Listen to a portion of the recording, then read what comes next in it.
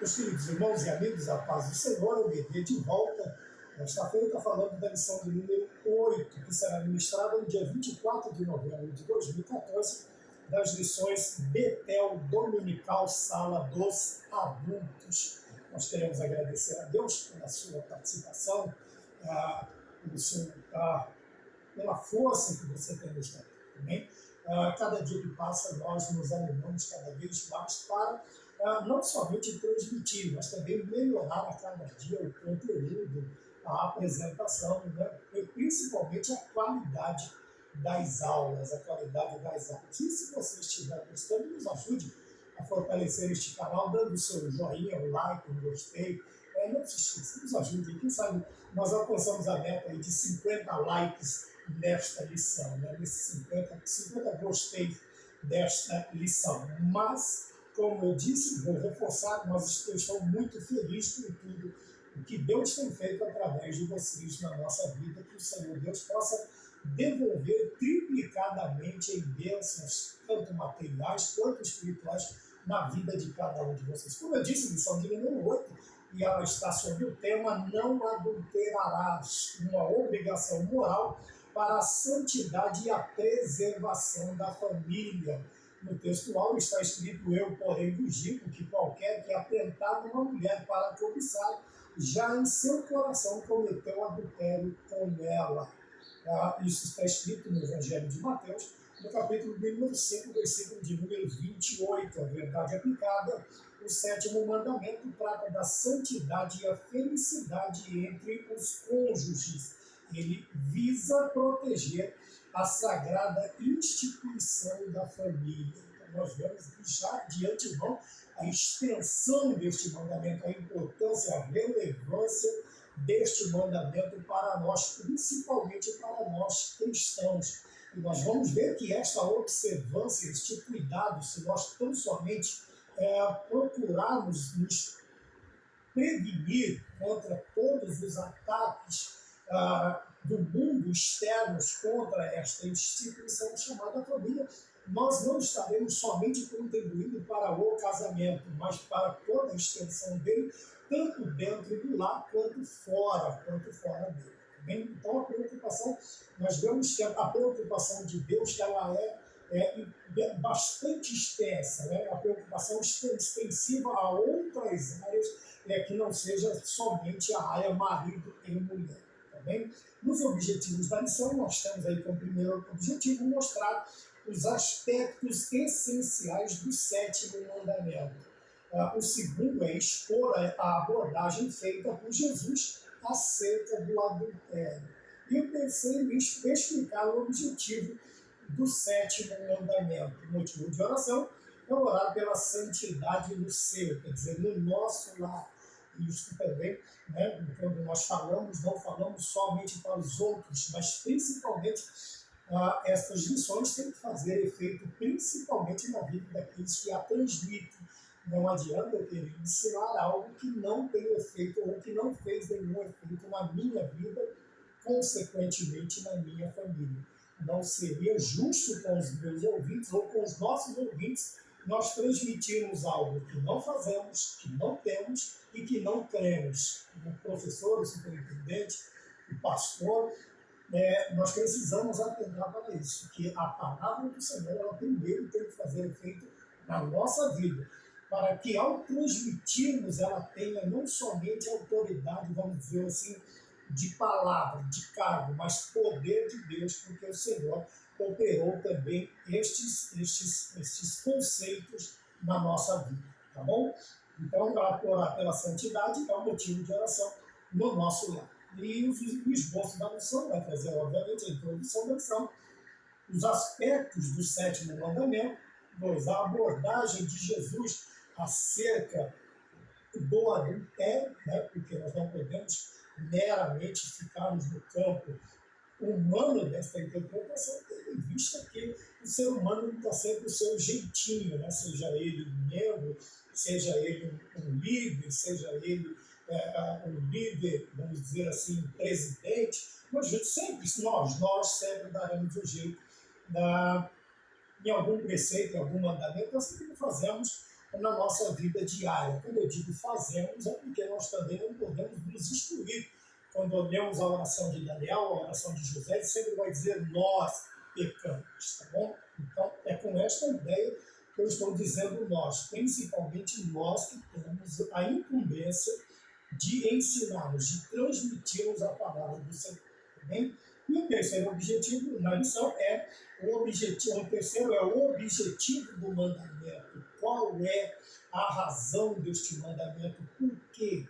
Né? Assim também os aspectos, quer dizer, quais são as áreas deste mandamento, ou quais as áreas que este mandamento quer atingir, quer alcançar na vida daqueles que procurarão por bem terem suas vidas baseadas na palavra do Senhor.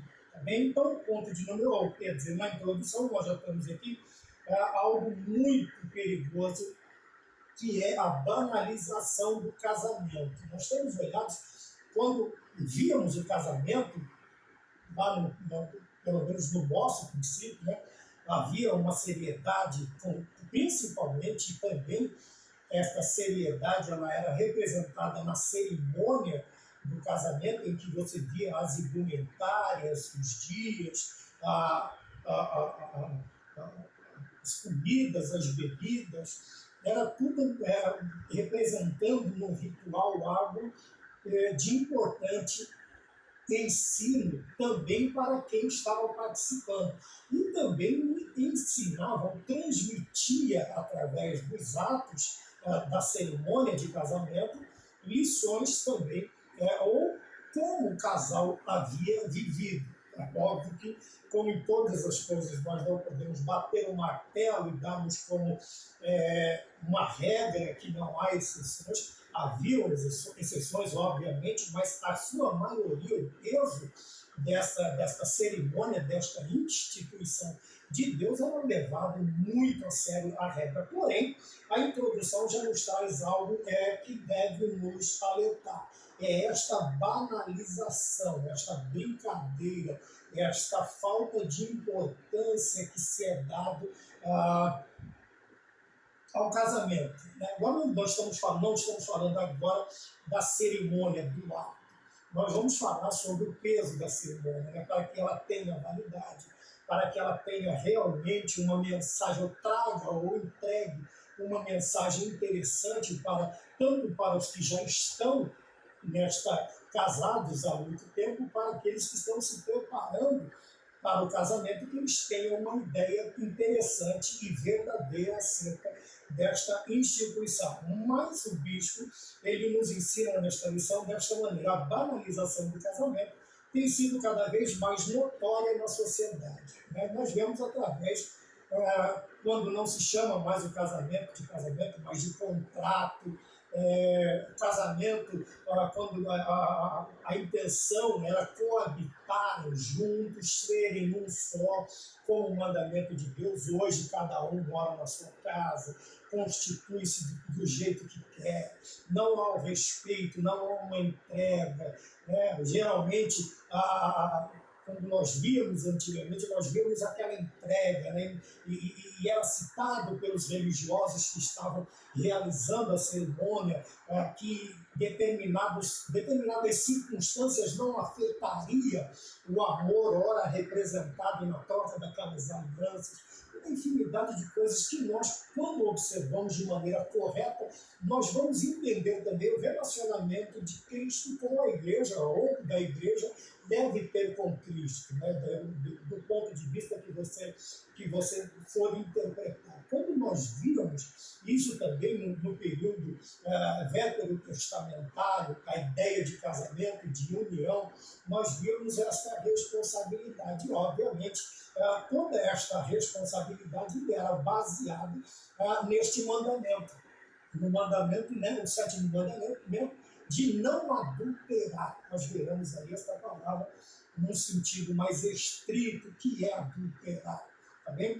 Então, já na introdução, nós vemos aqui que esta brincadeira, esta banalização, esta falta de relevância, de importância que é dada a esta instituição. Né? Hoje virou brincadeira, a união tem menos duração do que a dancinha na entrada, do que as coisas que o homem, infelizmente, inventa.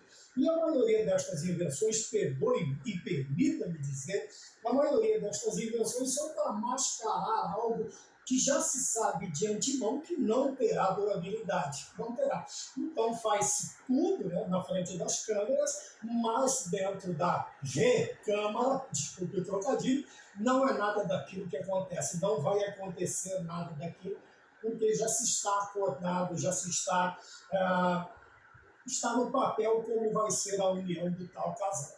Porém, há toda uma pompa, toda uma apresentação, né? E, infelizmente, com isso nós vemos também a banalização. Não é pecado fazer uma festa bonita, mas desde que tudo aquilo represente a realidade deste relacionamento, É melhor que se gaste menos em dinheiro e se viva mais em amor. É melhor que se gaste menos em aparência e se viva mais a realidade do casamento.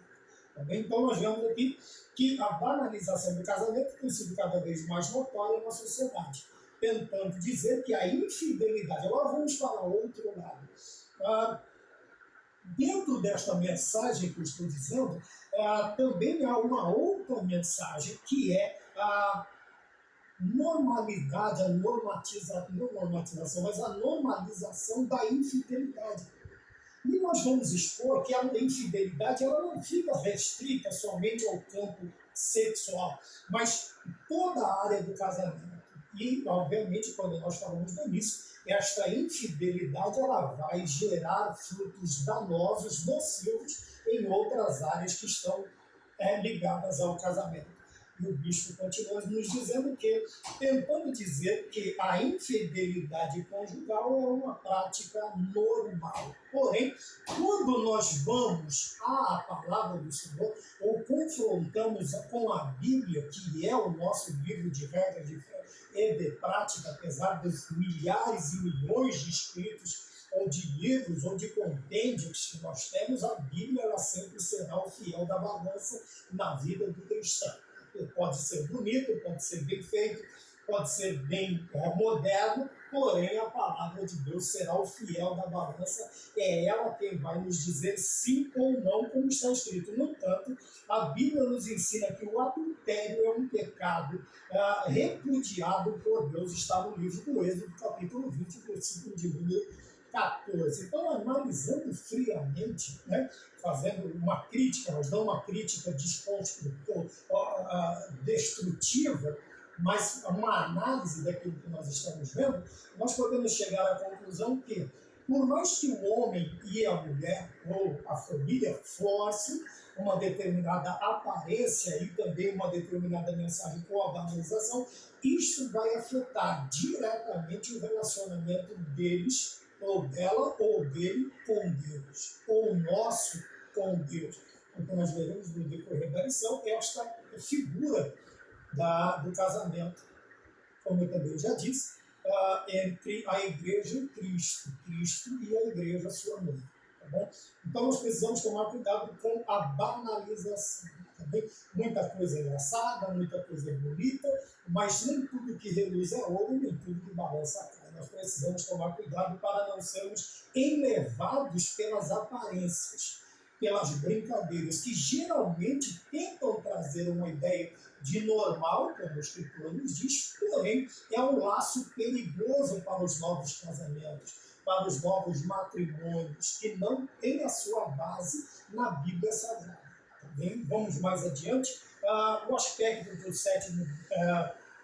do sétimo mandamento, é o ponto de número 1, é que ele diz aqui assim, apesar de todo o sétimo mandamento, diz respeito à preservação e estabilidade da instituição familiar e, por extensão, da sociedade humana em geral. Porque nós falamos em outras aulas que tudo que acontece na família ou com a família, ela vai gerar reflexos fora dela. Quando nos lembramos de uma nação, a nação é feita de sociedades, e as sociedades são a união das famílias. Então, uma sociedade é constituída de famílias. E uma sociedade que é constituída de famílias desestruturadas, vamos dizer assim, não no modo pejorativo nem acusatório, mas desestruturadas no sentido de não haver uma regra, uma linha, uma métrica de extensão do que pode ou se não pode fazer, nós vamos ver aí famílias sendo geradas desestruturadas nesse sentido.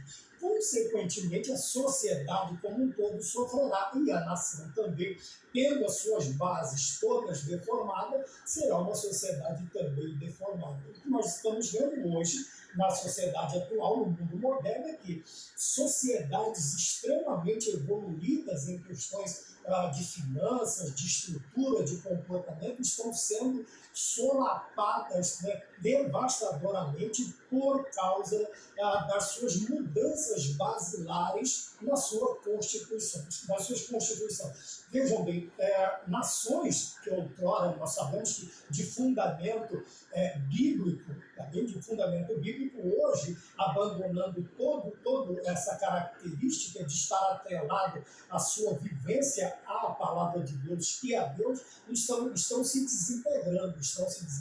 Nós estamos vendo aí sociedades que outrora eram exemplos para os demais, vamos dizer assim, o segundo mundo, o terceiro mundo, como nós temos o costume de chamar, estão perdendo esta relevância, porque as suas bases estão sendo destruídas. E a base da maioria delas, também sem erro, sem medo de errar, eram cristãs.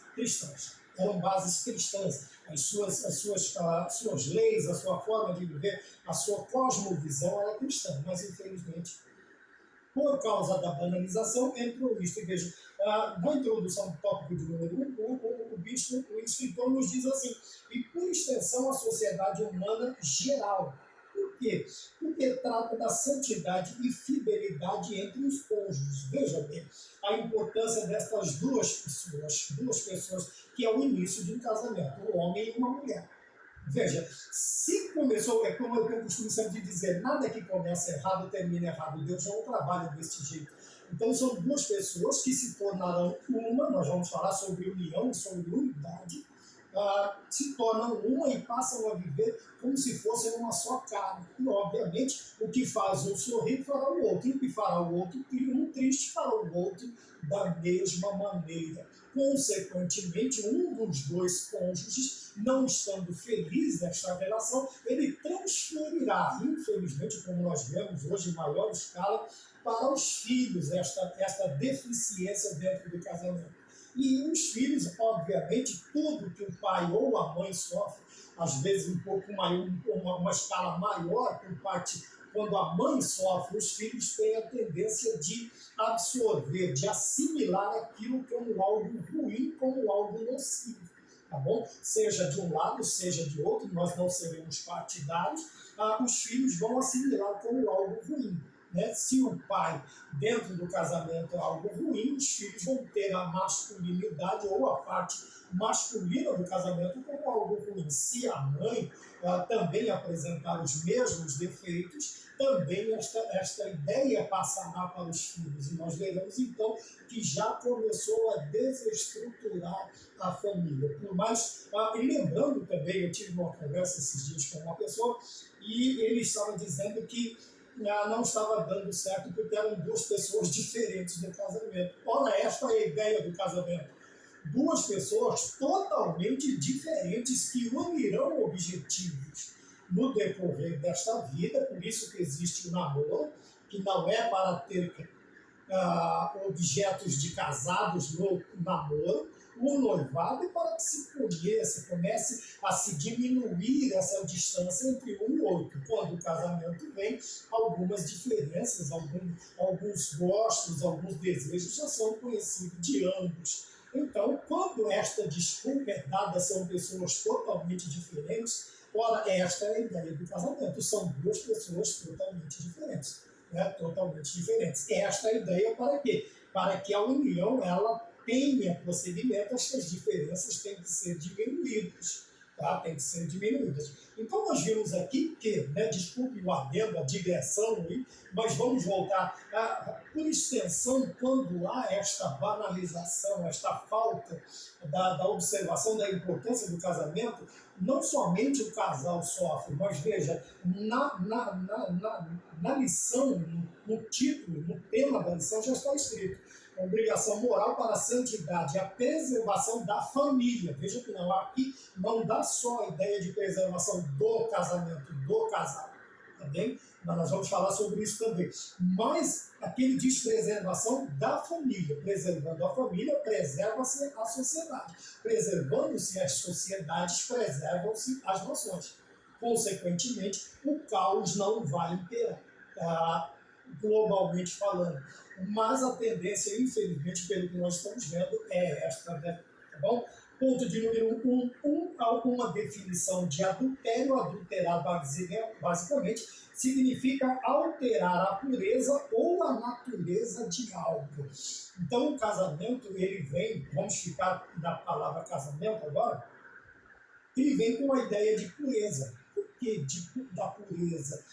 Porque nós já vemos, como eu disse no início, na indumentária da noiva, ela é de que cor? Pelo menos até bem pouco tempo. Agora nós temos visto ali de todas as cores, de todas as formas, de todas as maneiras, mas quando nós olhamos, vê-se que ainda se tenta preservar a ideia da pureza do casamento na indumentária da noiva. Você vai vê-la completamente vestida de branco, tá bem? Como eu disse, hoje, infelizmente, as exceções ainda são muito grandes, tanto para um lado é muito grande, para o outro ela já está se tornando cada vez menor, estas exceções. Aí o branco dá a ideia de pureza, né? E quando olhamos para o véu da noiva, aquilo que ela traz sobre a cabeça, a pureza ela é extensiva a outras áreas do relacionamento, do comportamento do casal, do namoro e do noivado. Todos nós sabemos, né, que aquela indumentária traz não somente a ideia de pureza, de candura, mas também da área moral do casal. Porque vê-se na noiva que foi preservado alguns mandamentos dentro do relacionamento dos dois. Embora houvessem contatos, porém estes contatos não transpassaram os limites para se adiantar coisas que se devem fazer somente no casamento. Então, adulterar é alterar a pureza, ainda que eu tenho a ideia, agora eu tenho a ideia que determinadas coisas que nós praticamos fora de tempo, não somente no casamento, em todas as áreas, até mesmo depois do casamento, ele vai tirando aquela seriedade, aquele respeito, sabe, que deve existir sempre entre marido e mulher, algumas coisas. Então devem ser preservadas. Hoje nós vemos aí, às vezes a gente até fica escandalizado com alguns comentários, né, de famílias que usam ao mesmo tempo um determinado cômodo da casa, usam ao mesmo tempo de qualquer maneira. Isso vai quebrando a ideia da santidade no casamento, da pureza da família, e isso estou falando eu também. Se você discordar, é um direito seu também. Trago eu esta ideia comigo, que algumas coisas não são também, apesar de hoje a normalização, a sociedade tentar nos mostrar que isto é normal, mas não é.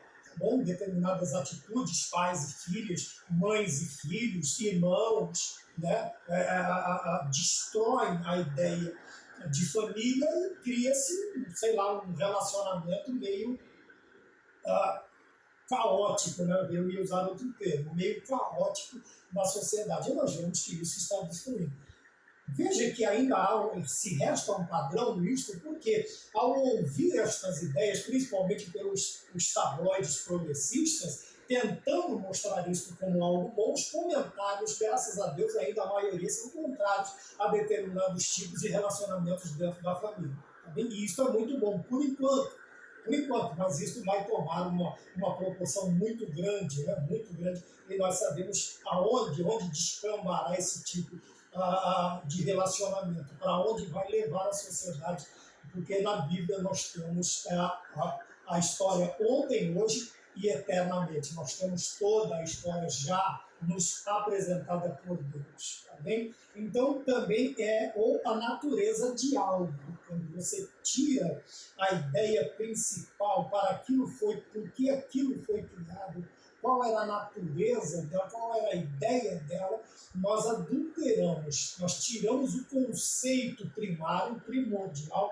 celestial daquilo que foi instituído por Deus, isto é adulterar. E nós fazemos isto com grande maestria. Nós temos o costume de mudar algumas coisas, vírgulas, pontos e vírgulas, dois pontos. Nós temos o costume de colocar aspas onde não existem e nós vamos alterando e mudando tudo aquilo que nos é apresentado. Tá bem? Porém, do ponto de vista espiritual, o adultério que altera a pureza da doutrina, disfarça a mentira com versículos bíblicos retirados do seu contexto. Aqui está o nosso ponto. Também lá fora, porém, espiritualmente falando, do ponto de vista, o adultério, ele altera a pureza do quê? Da doutrina. O que é doutrina? Quando alguns ouvem a palavra doutrina, eles se assustam, né? Dizem, mas doutrina nada mais é do que ensino, um ensino sistematizado, um ensino sadio e necessário para a igreja, para a manutenção da igreja, tanto como o organismo, né? E também como organização. Então, a doutrina, o ensinamento sadio das Sagradas Escrituras, nos dão a ideia de como devemos nos comportar.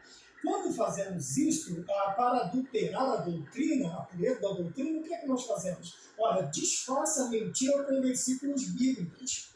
Isso não é difícil de fazer. E nós temos visto hoje em dia, visto com uma escala muito maior, este tipo de como cresceu a informação, principalmente pelos meios de comunicação mais avançados que nós temos, a internet, quantas aberrações são ensinadas, né? Há pouco tempo, ou algum tempo, nós já tínhamos alguns grupos tentando normalizar as suas ideias com versículos.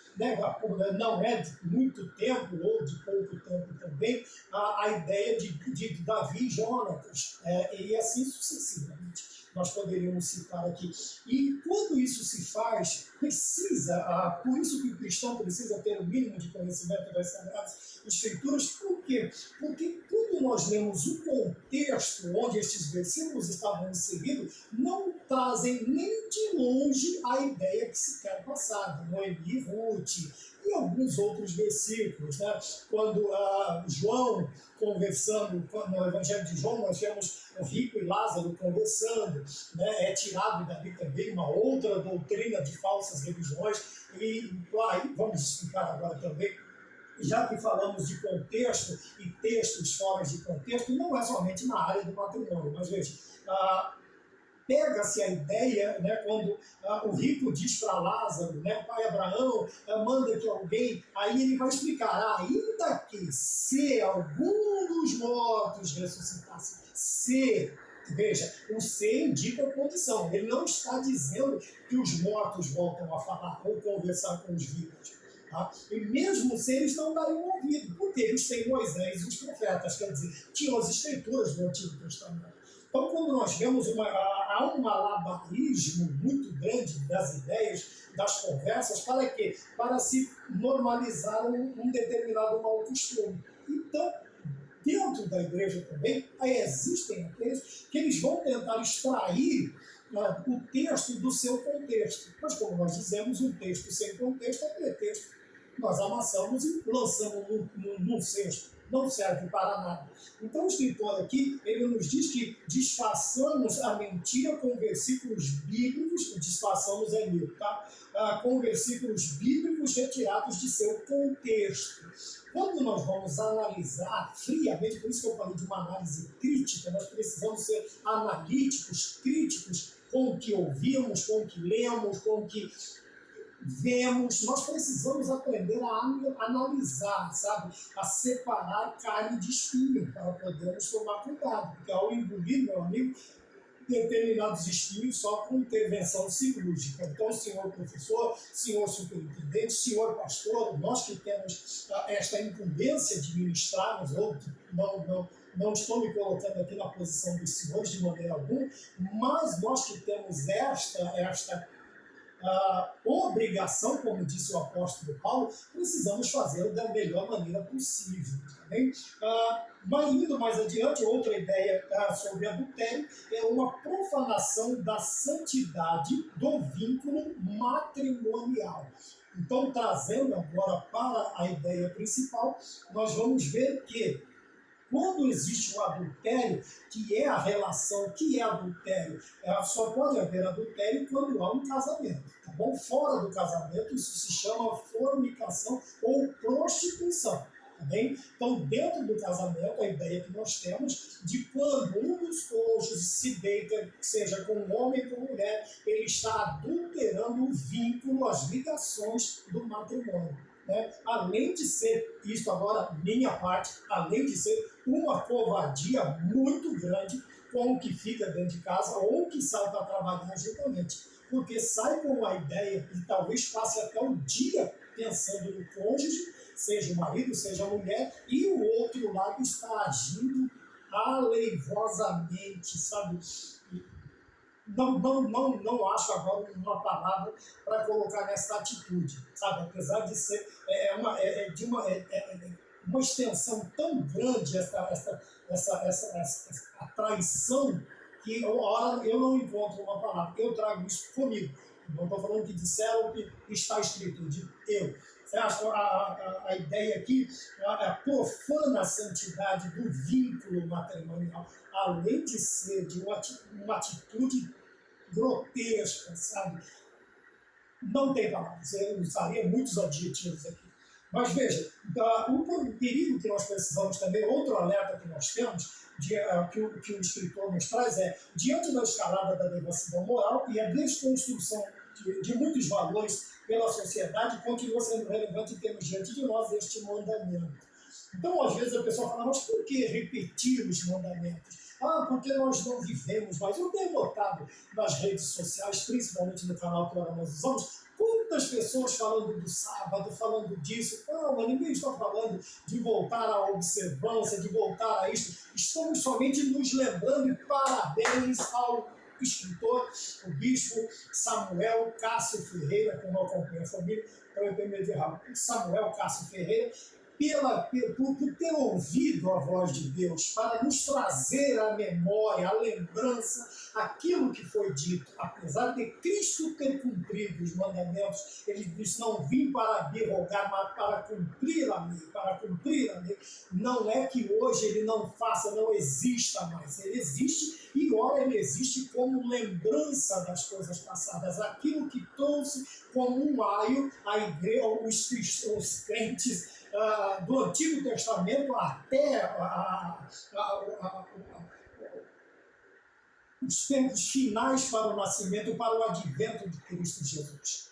Tá bem? Então nós estamos vendo, eu tenho notado muita gente falando sobre isso e tal, ninguém está falando nada, nós estamos, a única coisa é que é nos trazido para que, veja, diante da escalada da devassidão moral e a desconstrução de muitos valores pela sociedade, continua sendo relevante termos diante de nós. Quer dizer, como um lembrete, como uma lembrança, como um aviso, como um sinal de alerta, como tudo aquilo que muitas vezes nós olhamos para o Novo Testamento e para muitos que vivem hoje, eles agem como se determinadas coisas nunca existiram. E suas bases doutrinárias, elas estão tanto quanto capengas. Por quê? Porque nós sabemos que o Velho Testamento e o Novo Testamento, ou o Antigo, perdão, o Antigo Testamento e o Novo Testamento são complementos, um vem explicar o outro, um vem auxiliar o outro. E quando nós não temos as duas partes da moeda, da história, do que quer que seja, a nossa conclusão, a nossa observação será manca, capenga, torta, inconclusiva. Por quê? Porque nós não temos o conhecimento pleno da situação. E nós precisamos ter. E, obviamente, que eu preciso, para entender as Sagradas Escrituras, conhecer tanto o Antigo quanto o Novo Testamento. Tá bem? Então, é uma atitude louvável nos lembrar que no passado havia uma regra de fé e de prática também para os judeus, para os hebreus. Tá bem? Ninguém está falando aqui que vai se voltar ou deixar a graça para se voltar ao tempo da lei mesmo, porque nenhum de nós conseguiríamos, a não ser Cristo, observarmos a lei. E ele simplesmente veio, cumpriu toda a lei e nos deu de presente aquilo que nós deveríamos fazer. Por isso é chamado de graça.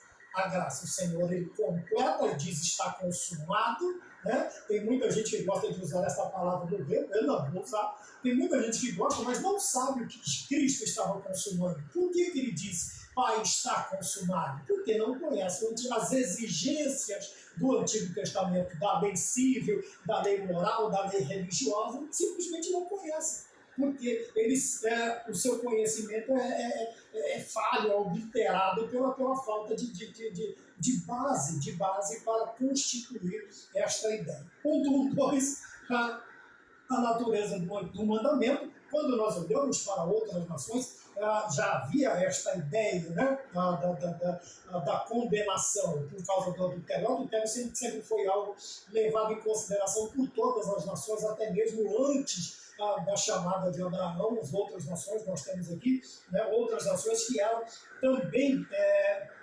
conduzidas por regras, e regras até vitais por causa deste comportamento fora dos padrões. Veja que antes da lei era abordado. Veja, nas civilizações orientais da época não era novidade punir o adultério com a morte.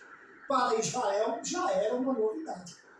Punir. Por quê? Porque se punia com a morte. Aí você vai me perguntar, mas o homem e a mulher, veja, as sociedades anteriores, eles tinham a mulher, a esposa, como posse do seu marido, como propriedade. Então, quando havia o adultério e a mulher era casada, esta mulher, infelizmente, ela era morta. Nós vemos isso até os dias de hoje, mas ninguém fala nada. Até os dias de hoje ainda existem lugares que cometem esta atrocidade. Então, vejam bem, quando nós vemos esse sentimento de propriedade, e aí você me pergunta, mas e o homem? O homem, como ele era o proprietário, a ele era imposto apenas uma multa. Isso nas sociedades patriarcais antes, porque você diz, o escritor aqui coloca, punir com adultério a morte. Para Israel já era uma novidade. Aí agora, como eu expus, quando duas pessoas vão se casar, a mulher, por quê? Ao homem era geralmente imposto outro tipo de penalidade. Enquanto isso, em Israel, as duas pessoas fossem encontradas em ato de adultério, ambos morreriam, tanto o homem quanto a mulher.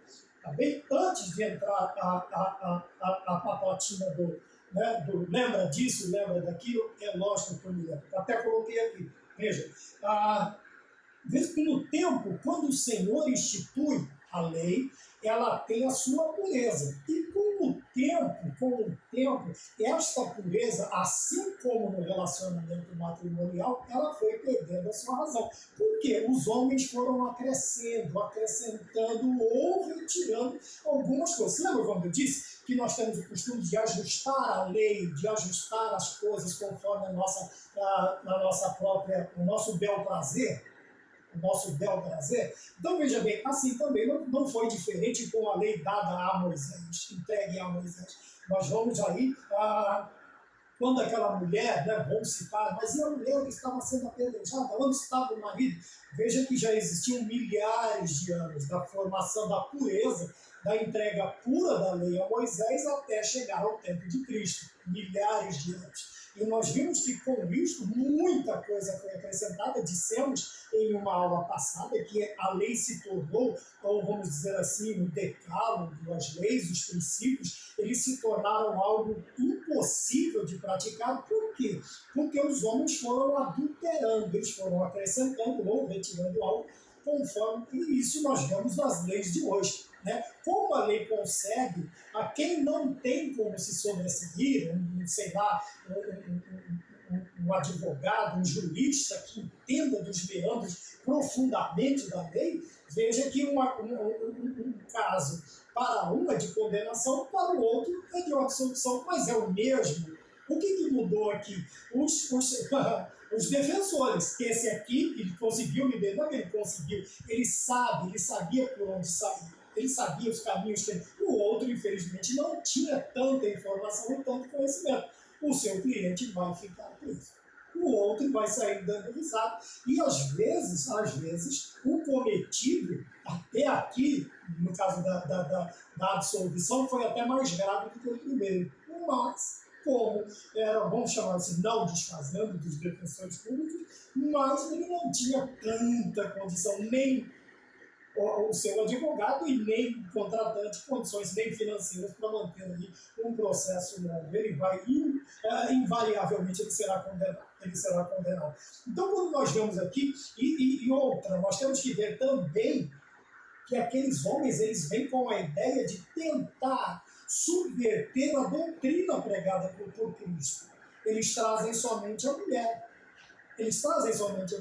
Mas eles quebram duas vezes. Primeiro, porque são pessoas não dignas de confiança, não trazem o marido, porque você vai ver que agora Israel, por não haver a ideia de propriedade da esposa para com o marido, os dois têm que responder pelo mesmo processo. E o rapaz, se o que estava com a mulher também não fosse casado, ou fosse um jovem solteiro, ou alguma coisa nesse sentido, os dois pagariam. Mas ali era uma armadilha, também era só uma armadilha. Então pense no princípio, a lei entregue aos homens, e depois de longo período ela sendo adulterada a cada tempo que passava para ajustar a uma classe ou algumas classes, seja ela qual for, da sociedade. A lei sempre é ajustada para uma determinada classe. Nós não podemos dizer que a lei é parcial, que a lei é cega, porque ela não é. Infelizmente, ela não é. E isso vem fazer parte também da nossa vida cristã. Nós precisamos tomar cuidado com a parcialidade. Nós precisamos tomar cuidado que, ao chegarmos a uma conclusão, nada do relacionamento que eu tenho com A ou com B interfira na minha conclusão, na minha, vamos dizer assim, na apresentação das minhas provas. Tá bem? Porque de quando em vez é apresentado a nós algo que nós precisamos resolver. E eu não posso estar olhando para um lado e para o outro e facilitando ou piorando para quem quer que seja. Isso se fala de parcialidade. A lei tem que ser imparcial, ela não pode tomar um lado, ela não pode tomar uma posição, ela tem que agir segundo a lei. Tá bem? Então nós vimos aqui a natureza do mandamento, por que acontecia. Hoje nós vemos que, infelizmente, algumas decisões são tomadas por causa de ideologias de minorias. Né? Eu ouvi uma palestra, eu não estou falando do que eu não ouvi, mas eu ouvi uma palestra em que uma determinada profissional, ela disse que se ela recebesse uma determinada denúncia, ela nem iria atrás, ela simplesmente condenaria, não queria nem saber se era verdade ou se era mentira.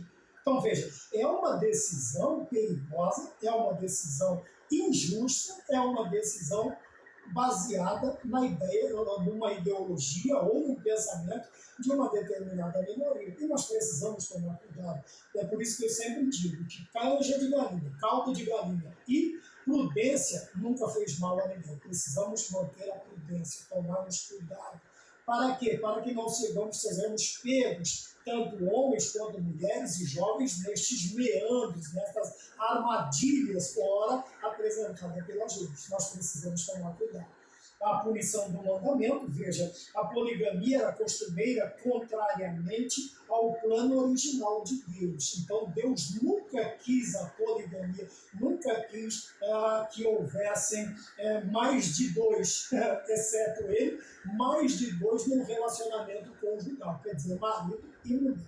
Outra vez eu vou entrar antes que a turminha do Oba entre nessa questão. Nós temos países, se eu não me engano, aqui na América Latina, por quê? Não, porque a sociedade é patriarcal, é machista.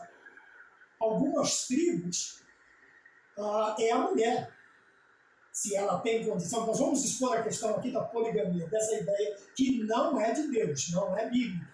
O plano original de Deus não era este. Bem, preste atenção. É a mulher que tem uma casta de maridos. É a mulher. Porque ela tem condição, já vou adiantar alguma coisa. Quando nós olhamos aqui, se não me engano, na América Latina também, tem um país que quando há o divórcio, se desfaz um casamento, é o marido quem fica com os filhos. É obrigatório que o marido fique com os filhos. Então, veja bem, antes de nós tirarmos conclusões precipitadas e partirmos furiosamente contra alguma coisa, nós precisamos ter conhecimento de causa.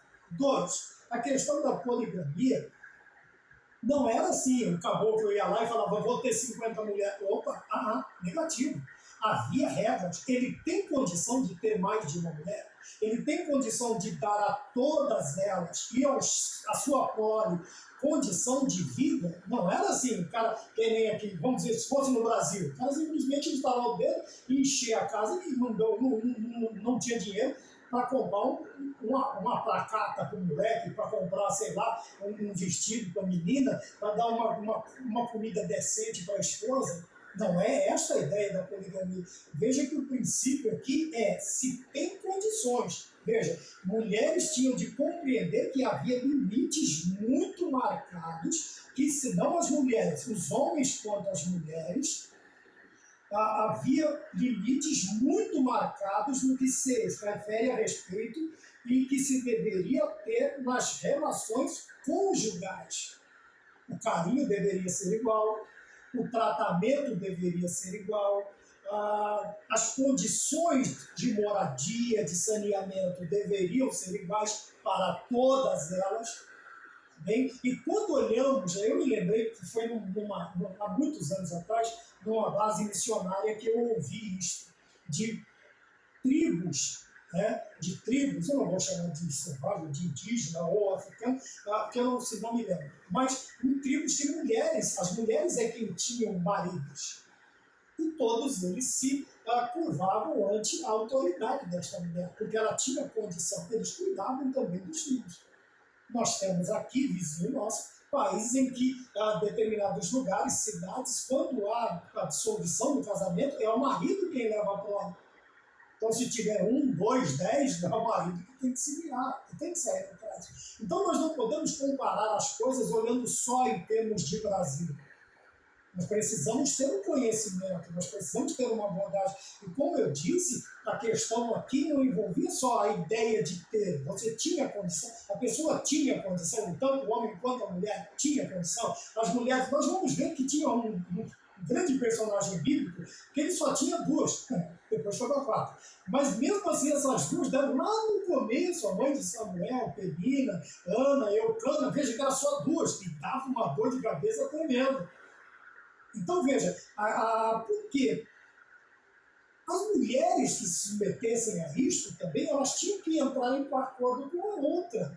E elas deveriam saber que, obviamente, nós vemos também no caso do patriarca, ele casa 7 anos pela que ele ama e recebe outra. Depois ele trabalha mais 7 anos. Mas veja, a segunda, ela tem que ter a ideia de que ele amava a primeira, a ideia principal, ele amava a primeira. Então, ela já ia entrar num relacionamento em que ela, por mais que ela oferecesse ao marido, ela já entrava numa desvantagem, porque o marido amava a primeira. Então, era uma coisa feita de acordo comum. Não era assim, ia catando no laço e jogando para dentro de casa. Tá bom? Colocando lá 50 quilos de farinha e numa tigela e deixando o povo comer seco, sem água. Não, existia um monte de coisa. E o relacionamento, esses tipos de relacionamentos, não eram amaziados, vamos dizer assim, não eram relacionados a amantes, amaziado é outra coisa. Também só era permitido esse tipo de relacionamento no contexto de casamentos, também no contexto do casamento. Não era assim, o cara ia lá, tinha ela como amante e jogava fora. Não, ele ia ser casado legalmente como as outras ele já tinha, ou tinha uma primeira. Este tipo de comportamento só era permitido no casamento.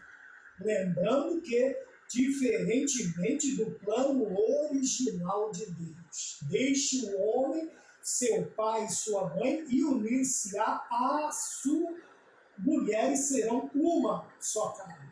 Uma só carne. Esse é o plano original de Deus. Por que aconteceu isso?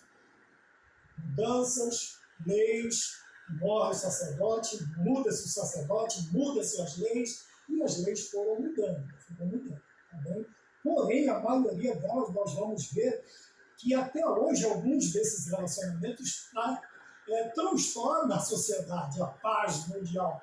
Por quê? Porque o homem, nessas questões, tenta ajudar a Deus. E toda vez que nós tentamos ajudar a Deus, nós estragamos alguma coisa. 2. A abordagem de Jesus acerca do adultério. Cristo considerou o adultério como uma intenção claramente perversa do coração.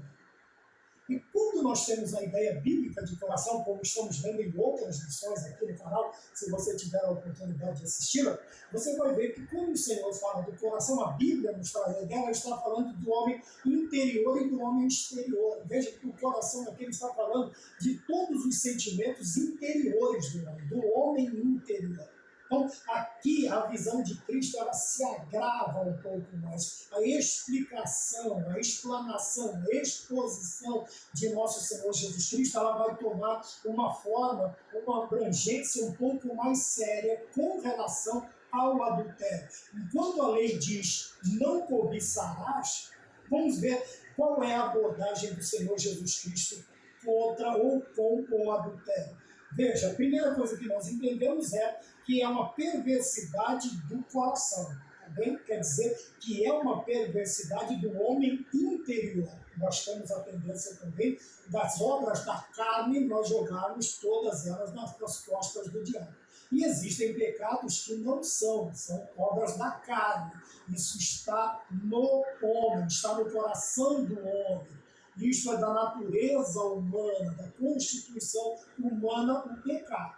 Entendeu? Então nós temos que tomar cuidado que são pecados que são frutos da carne, enquanto o fruto do Espírito, um fruto, o da carne são vários frutos. Dentre eles está a questão do adultério desta situação. Porém, os homens tinham dado uma ajeitada já até aqui. Nós vamos ver a apresentação de uma mulher sem homem, nós vamos ver a não punição, nós vamos ver o ganho financeiro em determinadas situações, porém Cristo vem para restabelecer a ordem. Restabelecer a ordem. 2.1, o adultério não acontece por acaso. É outra coisa interessante, a pessoa não pensa num dia e 5 minutos depois ele adultera. Não, isso vai sendo trazido na ideia, no coração do homem, vai sendo formulado isso no homem interior. Eu tenho o costume de dizer que é igual a cair, né? Você não tropeça e cai em cima da sombra. Você vai tropeçar e vai tentar se segurar, vai ficar um tanto quanto mais ridículo a sua queda, até que você desiste e cai. Então, aqui ele diz que que o adultério não acontece, esse tipo de relacionamento não acontece por acaso. Obviamente que virão os medos, virão os receios, virão o que ainda resta de temor de Deus, algumas coisas que vão empurrando esta ideia um pouco mais para frente. Mas que no decorrer da ideia, no planejamento da ideia, todos aqueles obstáculos sadios e espirituais, morais e espirituais, que detinham o homem, ou que nos detêm de praticar determinadas coisas, eles vão ficando para o meio do caminho e vai ficando livre para o pecado. Eu me lembrei, veja, quando nós falamos sobre isso, que, vamos voltar aqui, depois eu falo o que eu ia dizer. Jesus amplia o mandamento ao afirmar que ao haver o desejo de cobiça no coração, primeiro, veja, não é somente você se deitar com A ou com B, mas olha, o desejo no coração, quer dizer, o homem interior, os meus sentimentos, o meu pensante já está envolvido nisto. Veja, pensamentos, já está envolvido no adultério. Quer dizer, Cristo diz, já adulterou, já não precisou nem haver a conjunção carnal, não precisou nem existir o fato consumado. O simples pensar, ou o simples demorar-se do pensamento, né?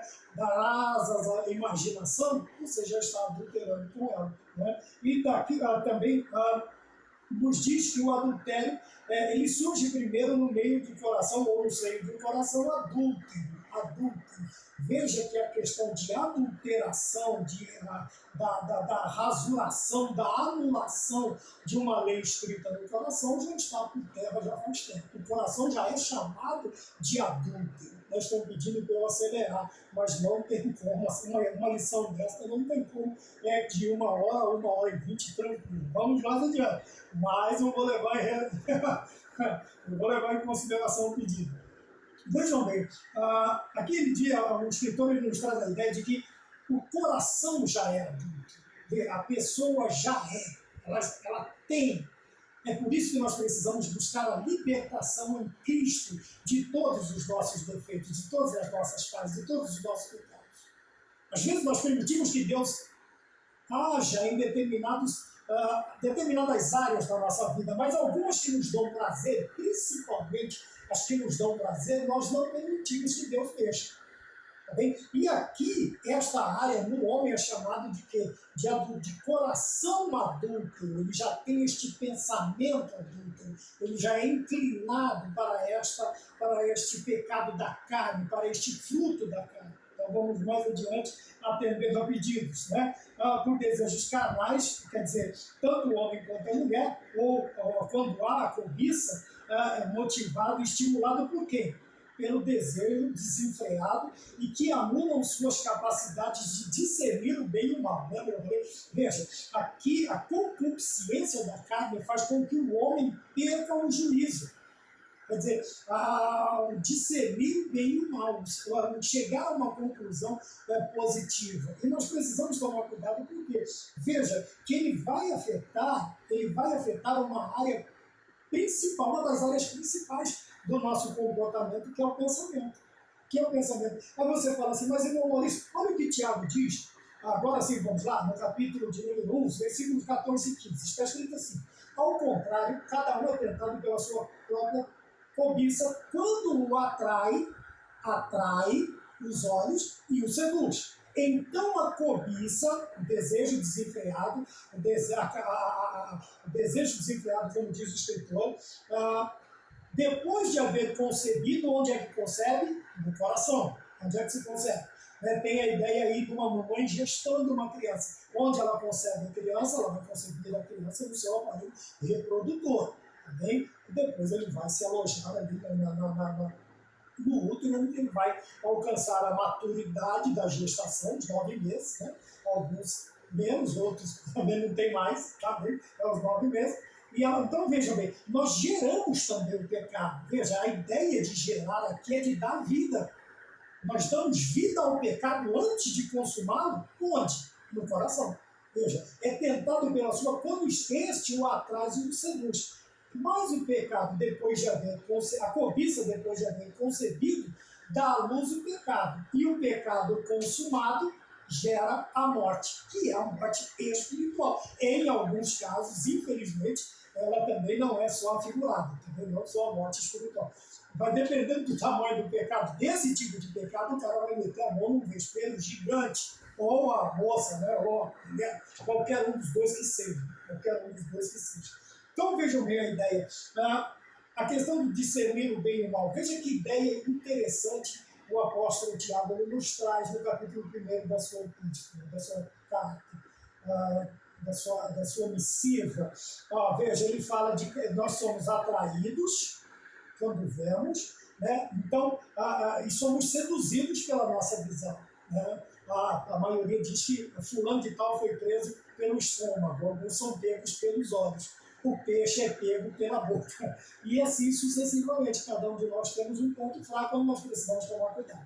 Então ele diz aqui, quando esta atrai e seduz. Então a cobiça, depois de haver concebido, vamos apontar aqui para o coração, para a ideia, né? Se bem que ele está mais ou menos aqui, dá luz ao pecado. E o pecado consumado, vejam o caminho, tá? Que é outra ideia. Gênesis, capítulo de número 3, deixa eu ver se eu consigo aqui.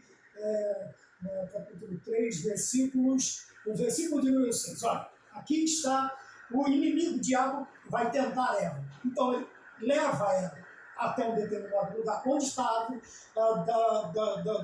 do bem e do mal. Entendeu? não da vida eterna, devia estar próximo. Então vamos lá.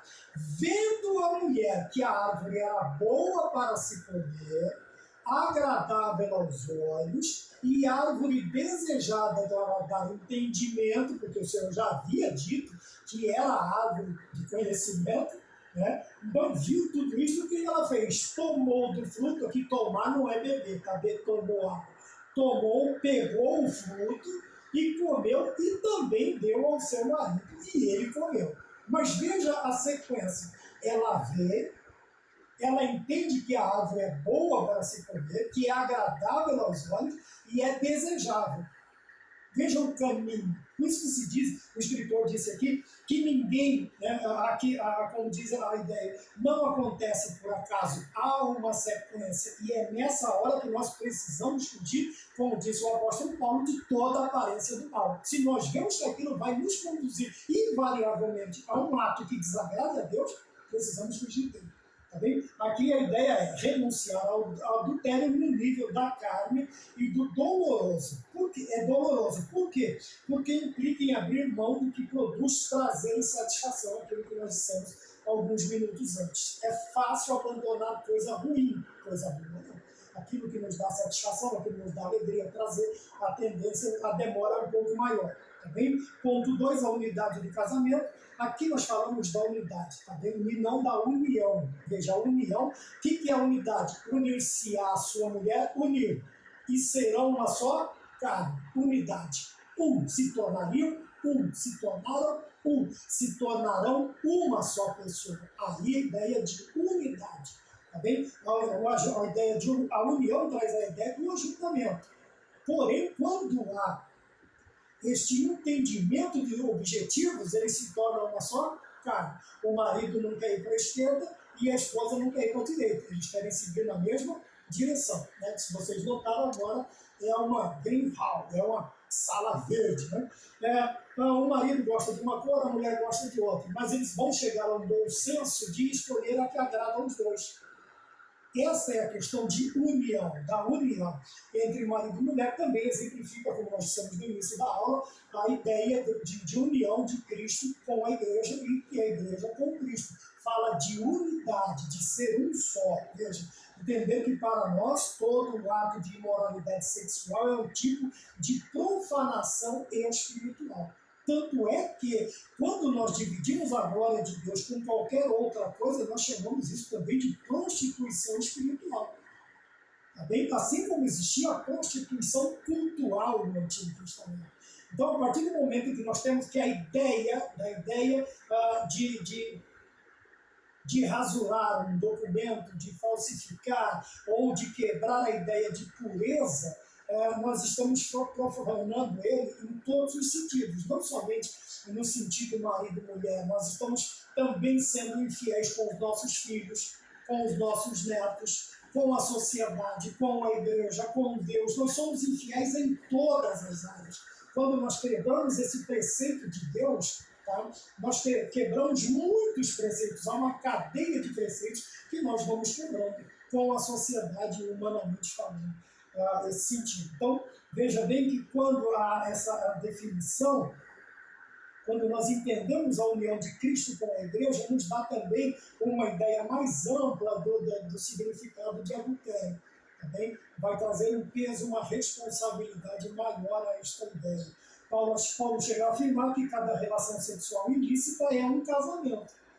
Então, veja, como a poligamia é pecado e a nossa lei, a nossa Constituição ainda não permite a poligamia, no plano de Deus também está equivocado, está errado esta ideia. Tá bem? E Paulo fala que cada tipo de prostituição, cada união ilícita é um casamento. Então, você está adulterando o seu casamento e adulterando a sua união com Deus também. Vamos mais adiante. E além de desonrar o cônjuge ou o nosso cônjuge, afetamos diretamente a nossa comunhão com Deus. Eu quero reafirmar a minha ideia. É de uma baixeza gigantesca.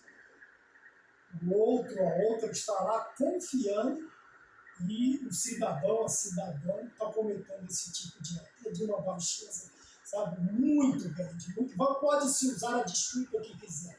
Pode-se usar a desculpa que quiser. mas existem outros meios. Tá? Ninguém está dizendo assim, vá lá e separe. Não. Mas se não há condição, entre num acordo, sente com o seu cônjuge, antes de chegar às vias de fato, do desligamento, da dissolução do casamento, converse com o seu líder espiritual, converse com alguém, com seus pais, com alguém de confiança. E mesmo tomando todas as medidas, se não houver aquela conciliação, então que se ponha termo. Mas a questão do adultério é de uma baixeza gigantesca. É de uma traição grotesca, é uma traição grotesca. Desculpe a minha... Mas é tipo uma mentira. O outro está lá acreditando, a outra está lá acreditando, e a pessoa lá pelas costas está dando risada e zombando. É uma desumanidade gigantesca, gigantesca.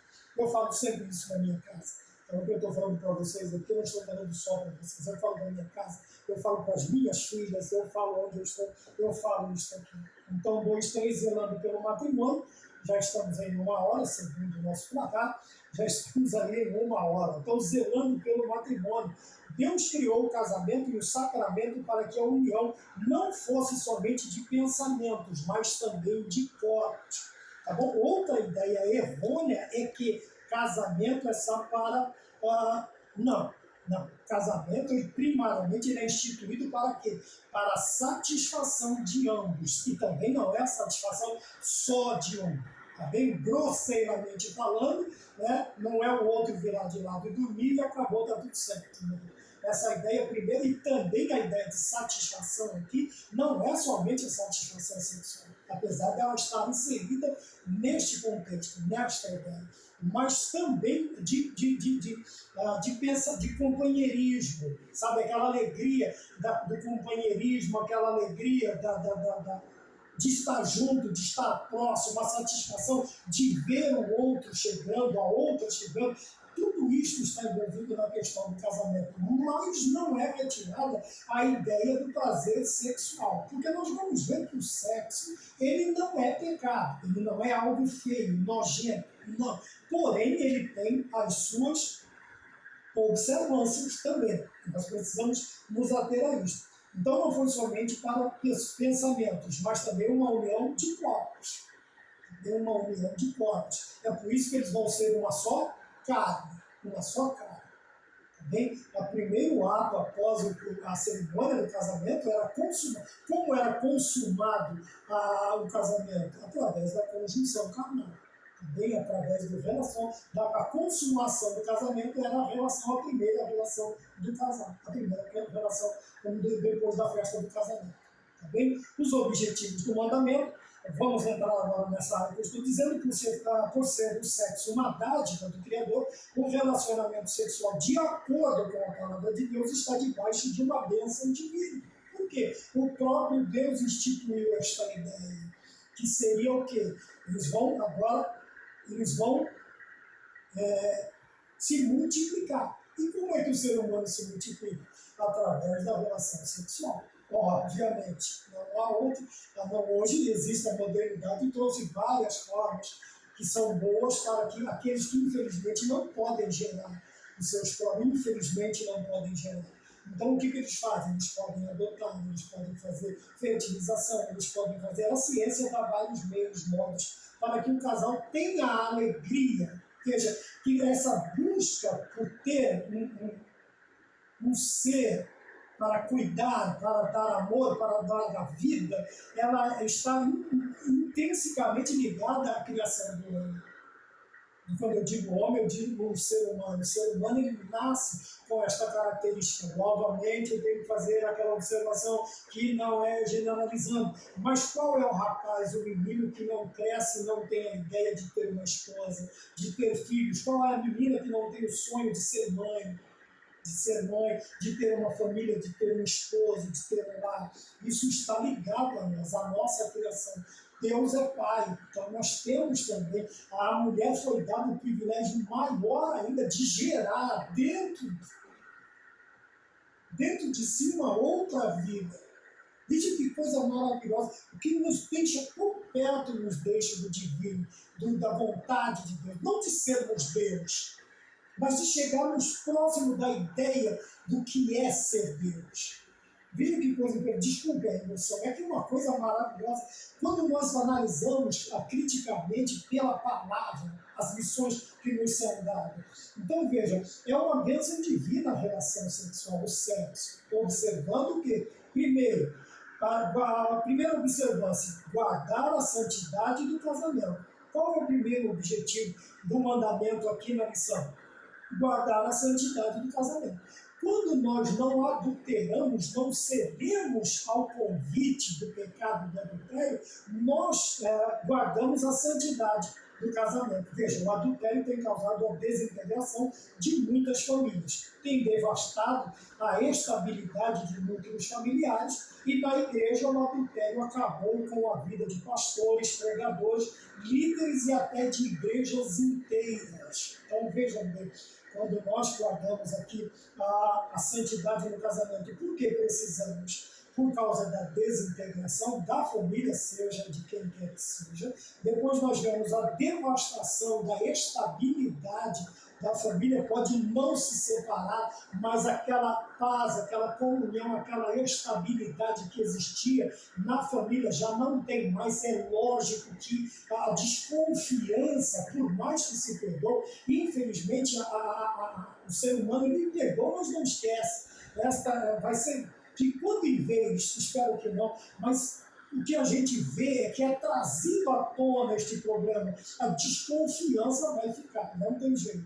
Então a estabilidade, veja, quando não desintegra, não esfacela a família, ela destrói a estabilidade. Como é estável uma família estável? O que é que dá estabilidade a uma família? É a confiança um no outro. Os pais confiam nos filhos, os filhos confiam nos pais, o marido confia na mulher, a mulher confia no marido, e essa estabilidade, esta tranquilidade, esta paz, ela é trazida, dada ao casal. E na igreja não é diferente. Veja que interessante que isso não foi. Né? O adultério acabou com a vida e acaba, ainda nos dias de hoje, acaba com a vida de pastores, pregadores, de líderes e até de igrejas inteiras. Por quê? Porque é óbvio que a ovelha ela tem o seu sumo pastor, que é Cristo, mas ela tem um pastor diante dela. E olhando para ele, alguns, infelizmente, não têm a característica, e alguns acreditam tão filialmente no seu líder, vamos dizer assim, alguns apontam até de chamá-los de pai, que as suas vidas são destroçadas também, porque era de uma pessoa que ele não esperava que aquilo viria. Assim como os filhos dentro de casa tem essa surpresa desagradável, porque não esperava que, eles sabem que existe esse problema, mas nunca esperavam que isso acontecesse dentro de suas casas, porque tinham seus pais como heróis, como, sei lá, referências, e isso destruiu. Na igreja não é diferente. Quantos olham para nós como heróis, como referências? Alguns nos chamam até de pais, nos chamam de pais da fé. Então nós precisamos tomar cuidado para não decepcionar. Assim como um pai e uma mãe decepcionam seus filhos, o pastor, aleluia, o líder, o pastor, os escritores trazem aqui, pregadores, nós precisamos tomar cuidado com isso, porque nós vamos estragar a vida de outros também. 3.2, guardar a santidade. O segundo objetivo da lição é guardar a santidade no lar. Veja, os lares baseados no enfoque bíblico são uma unidade básica da sociedade e baluarte que fortalece. Tem um efeito profundo nos filhos. Consequentemente, o lar baseado nas Sagradas Escrituras, ela não somente fortalece a sociedade, mas ela traz o quê? Um efeito muito grande, profundo na vida dos filhos. Porque esses filhos, ao saírem de dentro desses lares, eles formarão lares baseados naquilo que eles aprenderam, naquilo que eles foram, os seus caráteres, as suas características foram formadas, tá bem? E resultarão em filhos e filhas fortes e entes produtivos e úteis para os propósitos. Então veja bem que não é somente no plano espiritual, mas também no plano social, no plano humano, os filhos, as famílias estruturadas basicamente nas Sagradas Escrituras, Tá bem? Você pode até citar outros meios, eu vou citar escritores porque eu sou cristão. Obviamente, nós produziremos entes queridos e filhos também que serão produtivos e úteis lá fora, na sociedade. Quando nós olhamos para José, quando nós olhamos para Daniel, quando nós olhamos para N personagens bíblicos que saíram de suas casas e foram fundamentais e até vitais nos contextos fora de sua sociedade em que eles foram inseridos, em que eles foram colocados. Então nós precisamos aprender isso.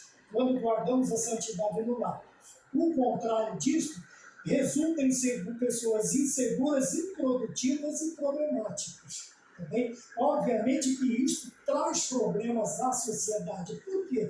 Porque quem é que mantém a sociedade? São os governos. E eles terão que aplicar meios cada vez mais caros para tentar ressocializar, para trazer esta vida à sociedade. E como nós temos visto na maioria das vezes, infelizmente, o efeito, quando não é nulo, é de muito pouco efeito. O resultado é mínimo, sabe? E as consequências são gigantescas.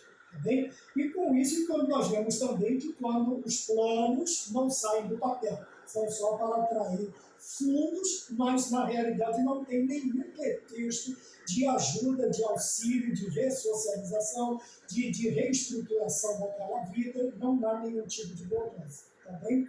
Isso eu não estou falando só lá fora, não. Existem muitas instituições também ditas cristãs que fazem apelos, que pedem, que vendem, mas na realidade, ao momento de aplicar o que foi conquistado, eu não posso ser parcial, também não o fazem. Tá bem? Então, o destino sempre é outro e geralmente nós sabemos qual o destino daquele fundo angariado. Tá bom? Então precisamos tomar cuidado com isso também. Guardar a santidade, tanto no lar quanto no lar, que é a igreja, o lar dos cristãos, né, onde nós estamos. Terceiro e último objetivo, guardar a estabilidade das sociedades. A sociedade atual tem sido atacada pelo flagelo da perversão sexual, que é consumida em todos os níveis. Veja, quando nós falamos de perversidade sexual, nós não podemos falar somente do ato em si, mas existem atos que, infelizmente, vão gerar frutos. Então, qual é a ordem primária? Qual é a exigência primária? Mata. Ora, mas se nós tivéssemos investido na família, no casal, nós não precisaríamos, talvez, entra-se novamente com a regra de que existe uma exceção. Toda regra existe uma exceção. Mas o que nós vemos hoje, e eu falei em outra aula, cidades, locais, sítios que são separados para esse tipo de vida, e que eles não apresentam os resultados, e são funestos, zumbis, sabe? O aumento de nascimentos de crianças indesejadas, não indesejadas, é porque estavam drogados, estavam possuídos de alguma coisa e não se precaveram.